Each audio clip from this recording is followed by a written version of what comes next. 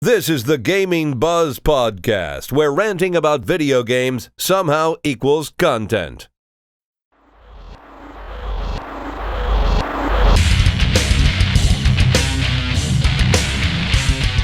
Hello and welcome to episode 38 of the Gaming Buzz Podcast. My name is Jacob, and I'm joined by the adorable Jason. I am the best looking of them. No, he's not. He's not. And Christian, Hello. wearing his classic Mario shirt, Yep. like always. Do you ever wear anything else? Well, yes. Not during the podcast, though. Okay, it's your look. Yep. I try to have this shirt clean every time there's a podcast. You try. So you mean there are times you've worn it? Never mind. I don't want to know. All right. So today I'm going to talk about something important. And you guys can join in too. You don't. We're going to talk about No, something just important. me. Actually, I decided get out. Nah. Okay. All right. You can stay. I don't care. So in our last episode, we talked about hidden gems, right? So those are underrated video games, typically, correct? Right. Mm-hmm. Well, we're going to do the opposite now. We're going to talk about overrated video games. We're going to talk about games that get a little too much praise. Jason, would you like to give some disclaimers? We're not saying these games are terrible. We're not saying they're bad. Some of them are. Well, yes, But some of them are. We'll mention that on an individual basis. We're just saying simply by our terms, they are overrated. They either aren't for us or aren't our style. Or maybe they get a little too much praise from either journalists reviewing them, or maybe people are a little too nostalgic for them. That happens. Let's get into it then, right? We each have our own list. We kind of talked about it a little bit, but for the most part, we don't really know each other's lists. But I'm pretty sure this will work. What's the first game on everyone's list? Ready?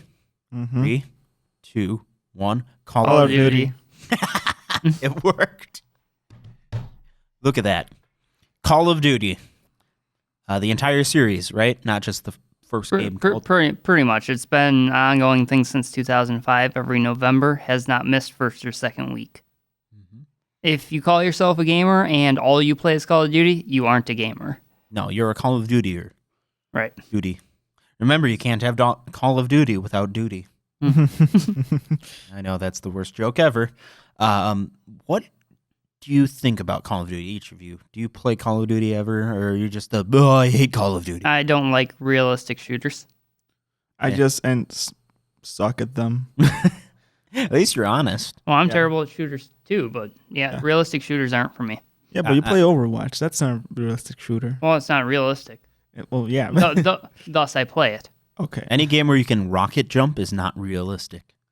I play a tiny bit of Call of Duty. Not much, and certainly not as much as I used to. I used to play it a lot with like my older brother back when I still lived with my parents a long time ago. And that was fun. I think it's decently fun when you've got a group of people locally playing it. But the people who sit at home playing it online day in, day out for years, no. And I'm a firm believer that in your lifetime, if you want to play Call of Duty, you only need to play one because they're all the same. Pretty much like Grand Theft Auto. Mm-hmm. I mean, there are definitely differences. Don't get me wrong there, but they are incredibly similar year over year. It's also an extremely toxic environment, the shooter scene. Mm-hmm. Especially Call of Duty. I mean, we all know the jokes in this stuff. It happens. Call of Duty is kind of the easy one to pick on, but it deserves it. It really does. If you're upset about that, come on, have an open mind. You can enjoy something while still knowing it doesn't deserve great praise, right? If that's your cup of tea, it's your cup of tea, but it's not good. Like piggybacking off of that, Battlefield is on my list. Okay, Battlefield. Basically copy-paste what we just said, right? For the most part. Except for it's got destructible environments, which puts a little bit ahead of Call of Duty. And really cool vehicles, actually. Right. So a little bit more distinct than Call of Duty, but it's definitely in the same boat. That's not even mentioning the DLC problem those games have. Right, Christian? Yeah, I heard bad stories about people buying all the DLC from their mom's credit card. And now they're introducing in some games in the series, both of them, microtransactions. So, uh-oh. So you're going to put DLC and microtransactions? Yep. Welcome to AAA games. Speaking of AAA games, I'm going to throw one on the list right now, and I think you guys can pretty much agree with me. Really unique concept at first, but it's been drawn out way too much. Assassin's Creed. Yeah, I can see that. Christian? Overly repetitive in most of its games. Mm-hmm. Well, which is the one? Or is it just the whole series? The entire series. I see. There are some gems amongst them. Everyone says that Assassin's Creed 2 is the best in the series for the most part. Wow. Yeah, no, it's Brotherhood and Black Flag. Okay, and Black Flag is not an Assassin's Creed game. It's a pirate simulator. But yeah. It's a great pirate simulator, but when you have to actually stop being a pirate and do Assassin's Creed things, it sucks. Jason actually likes Black Flag, don't you? It's the only one that I actually enjoyed, even though I can make a case for repetitiveness of any game that you can play. Of the Assassin's Creed series, Black Flag was probably the least of the repetitive because there's more to do. Well, they're Ubisoft sandbox games. So Ubisoft sandbox games work very simply. You take a little bit of gameplay and all the different unique missions you have, put them on the map, and then you take that map and then throw in multiples of every single thing there. That's how they do things. Far Cry, as much as I like it, does that. Watch Dogs does that. Assassin's Creed does that. It's the Ubisoft way. That being said, I do have to give Ubisoft a little bit of props after they royally screwed up with Assassin's Creed Unity. Okay. They picked themselves up a little bit. They released Syndicate after that, and I had never played it, but people said it was a good improvement. And they've also really worked at slowing down the release cycle for the series, which is definitely a good thing, because that is not one series that could survive very long doing yearly releases. As we saw, it started to get really stale and rushed and buggy, right? Mm-hmm. So do you guys think that Assassin's Creed has a future or not? I do, but it's probably going to be every other year. It's going to be multiple studios working on different ones. I bet, yeah. Now, Ubisoft, can we get another Prince of Persia, please? Please? Come on. Please? Come on, Ubisoft. You can take 1 year off from releasing Assassin's Creed 7 and release a new Prince of Persia game, right? So what do you guys want to throw in on the list next? I'm going to throw an indie game. Ooh. Undertale. Well, I mean, it's in the middle-ish. You know, if you think about it, it's like... The game itself, I don't think, is overrated. Personally, I think it's got some really unique concepts, and its presentation is actually pretty good for what it is. The community is what ruins the experience. The Undertale community is the worst. I'm sorry, but it is terrible, and it drives people away from the game. You clearly haven't seen the No Man's Sky community then. Oh, no, I've seen that too, and it does the same thing. What do you think? Speaking of which, No Man's Sky. Look at that. Nice segue there. Yeah. Yeah. No Man's Sky, you really think it's overrated with all the criticism it's been getting? It's awesome concept. It doesn't hold up. It's hard game to keep playing over and over and over again. And the community is just as bad, if not worse, than the shooting community, with knocking people down and complaining and yelling. But I think the average consumer knows now that it's not very good. Right. So I don't know if it's overrated. What do you think, Christian? I haven't played it yet, but I don't think it's a game I would ever play. Just because it's just like, oh, we promised this, and then there's nothing there. And then hearing from Jason's opinions and thoughts, you know, I could still give the game a chance, but nah, it's not a game that I would really like to go for. Do you have another one you want to throw on the list? Oh, sure. Five Nights at Freddy's. There you go. Copy paste what we said about Undertale. Yep. Done. Though actually the gameplay isn't creative or interesting. It's a strategy game. It follows suit of games like Night Trap with the camera system. It's a cheap 2005 Flash game sold in modern times on Steam for actual money. The concept behind it was fantastic. I know how it came to be, but like just that camera system just does not. I do also appreciate the amount of details left in for the lore and whatnot from the single creator of the series, but it needs to stop. Okay? We're going on, game number 5, 6, or 6 in the series? Sister Location is 6. Sister, and that includes the RPG they did, right? No, that doesn't include the RPG, but... Why? Come on, and now there's going to be a movie? And there's a book. Well, the book apparently is good-ish. I don't know. I just heard... Well, it's from the fans, Right. They'll say it's good no matter what. I think it needs to stop. Please. I'm not saying the games are bad or uncreative, because there's actually some decent creativity there. But getting not just yearly releases, but more than that. The series started in, I want to say, 2013, right? Mm-hmm. 2016, and we've got 6 games.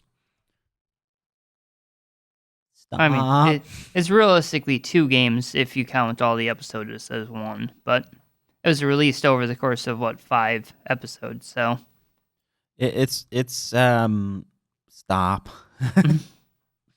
I mean, to each their own, but that's all I have to say. Stop. Just the cheesy jump scares are just like the first time they'll probably get you, but then you just get used to it. It's like, crap, I lost. I gotta do this whole thing all over again. So you brought up Five Nights at Freddy's, and that's probably going to make some people angry. Now it's my turn to make people angry. Okay? And this one I really, really thought about before putting it on my list, and I decided, despite the fact that I've sunk tons of time into this game and I actually quite enjoy it, it needs to be on this list. Okay? So this game's not bad. Okay? It's actually pretty good, if not great. But Grand Theft Auto 5. Jason's smiling. See, for me, the last good Grand Theft Auto was San Andreas, but as a whole, once you played one Grand Theft Auto, you've played them all. That's true. There are some unique features to each one. You but kill cops, beat up hookers, steal cars, and rinse and repeat. Here's the biggest reason I put GTA 5 on my list. The game is incredibly impressive with how vibrant it is and how many things you can do there are. But it's missing something, and I couldn't really think about what it was for a long time as I played, and I realized what it was. Charm. Creativity. Grand Theft Auto 5 is the most soulless Grand Theft Auto game we've ever gotten. There's a little bit of that, a shred of that Grand Theft Auto charm and character in it, but there's so little compared to previous games. Even Grand Theft Auto 4 had a lot of it. I'd say the one that did it best was Vice City, followed by San Andreas. They both have a lot of charm and unique character, and they're distinct. GTA 5 is none of that. It's still great, and it's a great game, but I'd almost say it's not Grand Theft Auto. It's not as over the top as it should be. It's too realistic. There's not enough parody in it, and it's one of the best things about earlier Grand Theft Auto games is they're hilarious. They're funny. They're meant to pick on things, and there's a little bit of it in Grand Theft Auto 5, but it feels like it's there just to say, hey, we've got that too in the game, to check off one of the checks of what needs to be in a Grand Theft Auto game. You guys kind of feel me on that? Yep, I only play the online anyway, so... Well, that's the only thing anyone ever plays. Yeah, I got to a point in the story so it doesn't repeat itself every time I start, so it's just it's saved here, so now I can just load into the story. No, not story, but, online only. Jason? Now, San Andreas was the last one I enjoyed, so. And would you say that 5 is overrated? Oh, very much so. Okay. I'm still trying to figure out why it still sells for full value like 3 years in. Okay. And how you work at a game store? How many times would you say in 1 week you get asked for it? In some cases, it's like 5 times a day. Yeah, that's pretty crazy. It is. Would you say it's the most demanded game out there right now? One of them. And it's, like you said, 3 years in already. And it still retails for full value. So, why? Especially on PC. There have been sales on other versions, right? Never that I know. I think there's been one sale on the PC version, and it was so minimal of a sale, it didn't even really count. So, especially if you're playing it on PC, that sucks. So we probably annoyed a couple fans of GTA, but come on, be objective about that. It's true. What do you guys have next for us? Mass Effect. Ooh. Which will upset a lot of people as well. Okay, first I'm going to preference this. I've never played Mass Effect. Okay. I've actually never played a BioWare RPG. I know that sounds bad. I've been trying to get into Dragon Age, but I've never played Mass Effect. I think it's interesting, but tell me why it's overrated. The story is awesome. I like the story quite a bit. Okay. But the gameplay, for me, feels somewhat lacking. And the decisions you make, these thousands of decisions that affect the aftermath in each game, there's only like 2 to 5 decisions, something like that, per game that actually affect it to the point where you see the difference. So you're saying that like the decisions you make don't matter for the most part? They do in minor ways, but there's only like a couple major ones in each one of the games. Jason, sounds like Fable. So what do you think? Have you played Mass Effect, Christian? No, I have not. The one aspect that I hear the best things about, the thing that people always say is the best part of Mass Effect is the actual characters. Like their design and personalities are incredibly good. So I'm sure that's a good, one of the reasons why it's awesome. Not speaking from experience, but I do commonly hear that the story and the choices you make are kind of like the story's good, but if they present it as you make the decisions and they're important and they're not important, that can kind of turn players off from it. So I guess I could see that, but I'd give it a hesitant yes because I haven't actually played it myself. Okay, Christian, what's your next game? Dark Souls 3. What? Yes. Christian, the Dark Souls fan, bringing up a Dark Souls game? Mm-hmm. Dark Souls is, like, literally, besides maybe Mega Man, is your favorite series, right? Sure. Why? Why? Well, if you think about it, even the company overhypes it or whatever, like oversells it. And in the end, the third game was a subpar to everything else. Whoa. It was short. It felt the same but different all at the same time. A lot of fans say that it's like Dark Souls 1, but just with the HD flare and just a straight line. That's all that it is. And I had problems beating 1, but I was able to beat 2 and 3. So I've put the most time into Dark Souls 2, and I've never played Dark Souls 1, ever. 2 is the one I've played a lot of, and I played 3 on a friend's PlayStation 4, and I got maybe 20, 25 minutes into it, and I just had to stop. It didn't interest me very much. I don't know why. It was a lot of little things, not just like one big thing, but I found 2 to be much more enjoyable. Yeah, I played 2 more than... You see my Steam? I have like 200 hours plus synced into the second game. Now, what I kind of find interesting about it is one of the things I kind of was like most disinterested about the game was the graphical style. I think the graphics in 2 especially were gorgeous, And I think it was because, especially on console, we were late into the console's lives, and From Software was really able to squeeze out every bit of power they could. But we didn't really see that with Dark Souls 3, and I don't know, a lot of textures seemed to look kind of muddy to me, and it kind of looked not as distinct as it should be. Any thoughts on that?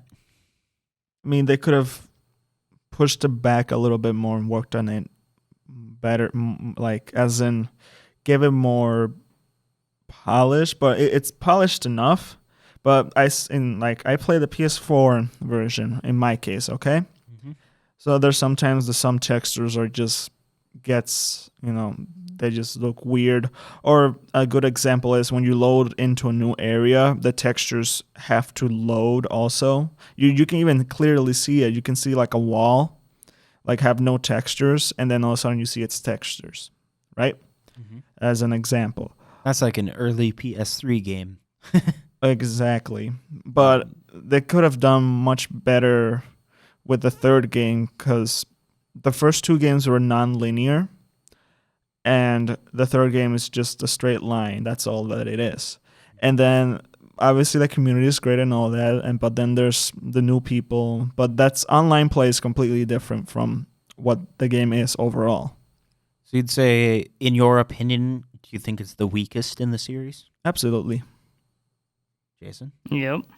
All right, we're unanimous then. So if you've only played Dark Souls 3, go back and play Dark Souls 2. And there's one thing I could say is it's a great game to start off in the series. If you're a new player. That's probably something I'd totally agree with. Like, I think it's a really good jumping off point. But for people who've experienced better Dark Souls games, kind of sucks.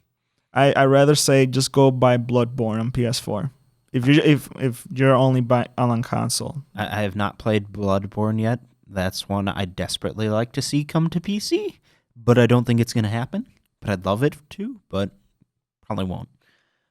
So what's next? Do you guys want me to? Actually, I'm going to go next. You know why? Because you're talking. You just talked about one of your most beloved series, right? Yep. And a game in that series you thought was not as good as the others. My turn to do that. I'm well known as a really, really big Metal Gear nut. Okay, I love Metal Gear Solid. I love Metal Gear Solid. It's my favorite video game series. Okay? So when I tell people that I wasn't that impressed by Metal Gear Solid 5, I get raised eyebrows. You're going, what? You don't like it? And like, no, I like it. I love it. It's great. But it's overrated. Metal Gear Solid 5 is by far the most well-received critically in the series. And that's not very fair. First of all, the game's story was terrible. Are we talking Phantom Pain or Ground Zero? Both. Especially, I consider them one game, really, especially now that they're getting re-released together. But for reference, if you've only played one or the other, treat it as me talking Phantom Pain. The story was pretty abysmal, and it was not near Metal Gear quality. Like, go back and play a Metal Gear game. There's 60% story, 40% game, which some people don't like. I'm used to it, so I like it. But Metal Gear Solid 5 was 95% gameplay, 3% cutscenes, 2% audio tapes.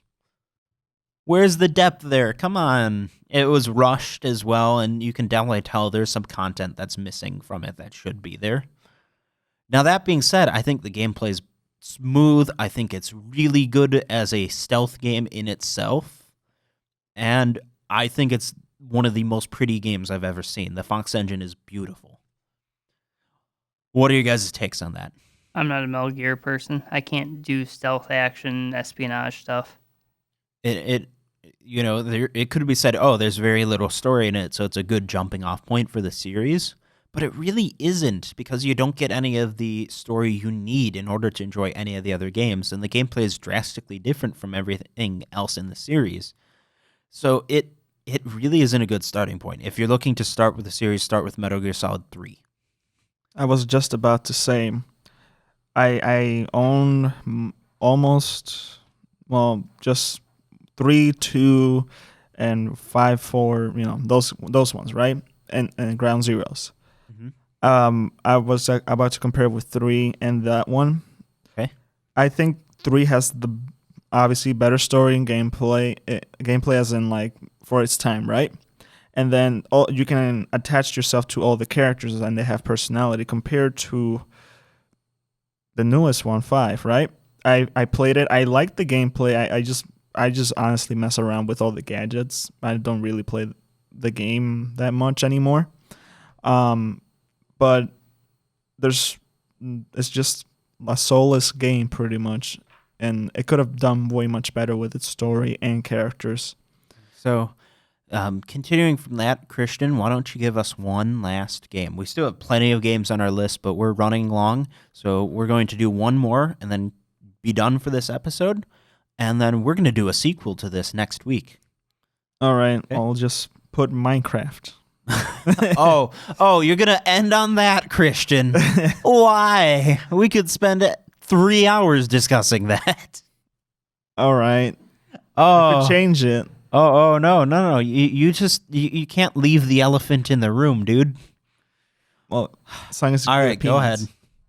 Well, what is there to say about? It's a very good game. It's nice to unwind and relax and play with your friends. In the end, the game, besides, it gets cloned a lot. That's how much there is about it. It's one of the most widespread games out there. Yeah. Everyone and their mothers have played Minecraft. Jason, have you played Minecraft? I played EverQuest Next, which was basically an EverQuest version of Minecraft. Have you never played Minecraft? I'm not. If I'm gonna play a pixelated game, I'm gonna go back to the original EverQuest because it looks like that. Have you ever touched Minecraft? Yeah, I put it on a shelf a few times. But have you ever controlled a character in Minecraft? Briefly. Oh, darn. I was hoping we'd find the one person on the planet who's never played Minecraft. But you have, a little bit.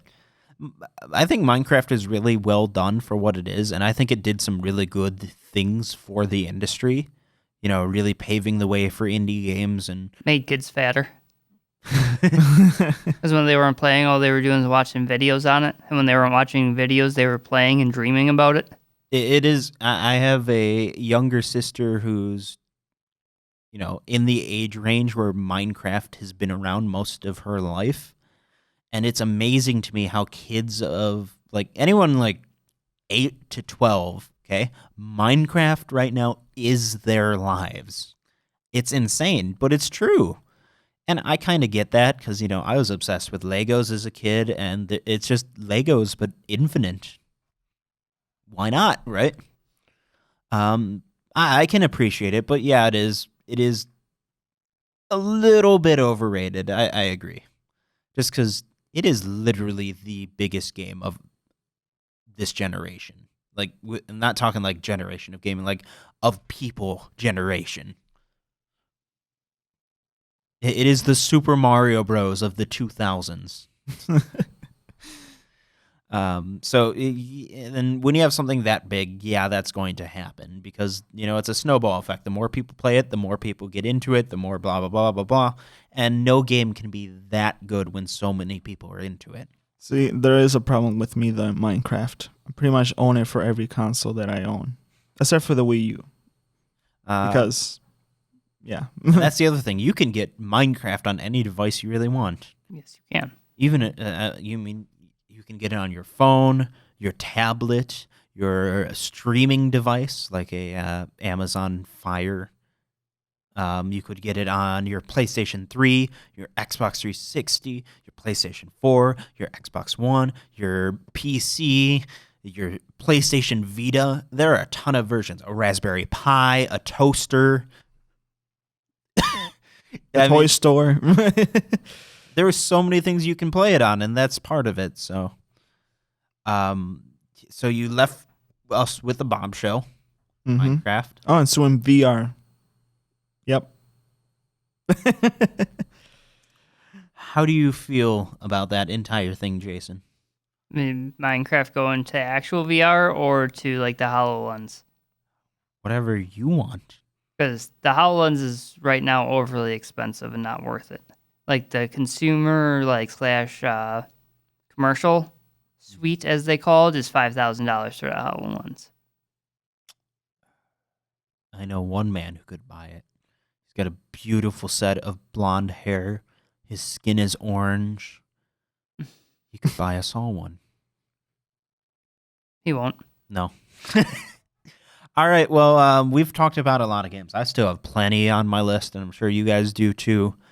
If you guys, saw one of these games on our list so far, and you're like, well, I disagree. Let us have fisticuffs. No, you should talk with us. Don't, hunt us down or anything, but talk with us in the comments of this video. We love answering comments. Find us on Facebook. You can join our community group where all of our fans just hang out and do polls and talk about news stories and tell us why Call of Duty is the best game forever's. Why not, right? You guys feel me on that? I don't want to feel you, but yes. Okay. All right. And don't forget to subscribe to Gaming Buzz if you haven't on YouTube, right? Right? And if you're listening to the audio version of this podcast, you guys should like it. And regardless of where you're finding this content, you should share it around. Let your friends know. Tell your Call of Duty bros that, yo, guys, these guys insulted Call of Duty. Let's get them. And I guess that's everything. So goodbye. Thanks for watching. See ya.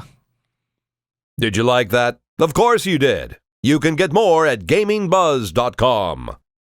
Let us know what else you want by connecting with us on Facebook, Twitter, or YouTube.